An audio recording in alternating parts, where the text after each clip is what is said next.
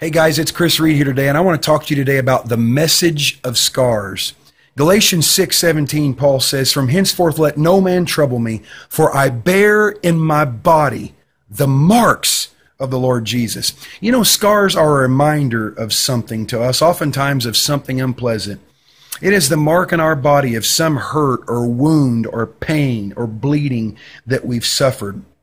You know, it's not unusual for many people to go to great extents to cover up those scars. People will grow facial hair to cover facial scars or wear makeup. And some folks will even have cosmetic surgery to cover and conceal or fix those most embarrassing parts of them, where they don't want people to see the effects of the wounds and the hurt that's been brought about in their life. You know, it's interesting. The only part of the human body that doesn't have scar tissue is the tongue. But even though it doesn't have scar tissue, it can cause the most hurt and wounds. You know, the old saying, "Sticks and stones might break my bones, but words will never hurt me," was the greatest lie ever told.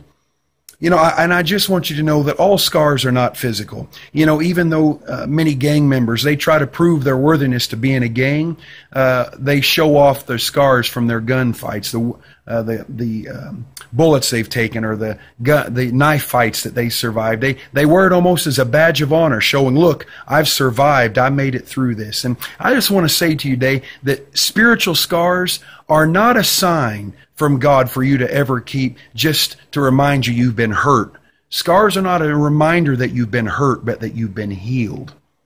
You know, the Apostle Paul said these words in 2 Corinthians chapter 11, verse 24 through 25. He said, "Of the Jews, 5 times received I 40 stripes, save one. Thrice I was beaten with rods.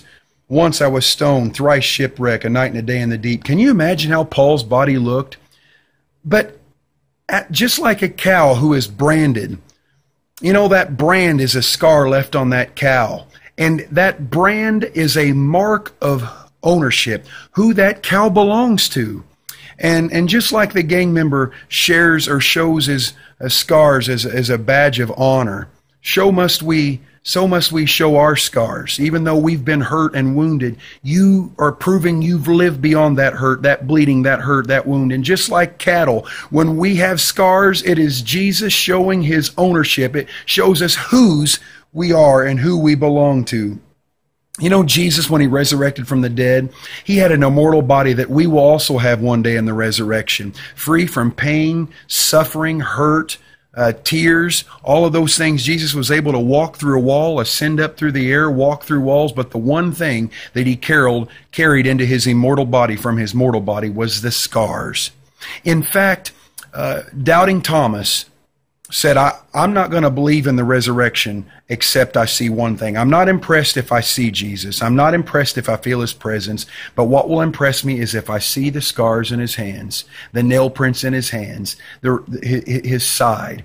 And when Thomas saw the scars, it caused him to believe, and it was his proof in the resurrection of Jesus Christ. Can I say to you today, your greatest testimony is not inviting people to church. Your greatest testimony of the proof of Jesus being real is not anything other than showing them your scars. So much of the time in our flesh we try to hide our scars, but listen, your greatest testimony is the hurts and wounds that you suffered, and religion wants to make us feel like we got to conceal them and hide them and be ashamed of them. But somebody needs to know what you've been through. Somebody needs to see your scars. It may be what causes them to believe when you show them what you've been through and how you've been hurt and what you've experienced. You know, God doesn't give us scars to remind us we've been hurt, but to remind us we've been healed. You know, think about this. Scars may be ugly, but it's a message. It's a sermon. We're a living epistle read of all men. There's a message in your scars that can be preached better than over any sermon preached over the pulpit. Only God can turn a mess into a message, a hurt into a hope, a trial into a triumph, a test into a testimony, and a scar into a star.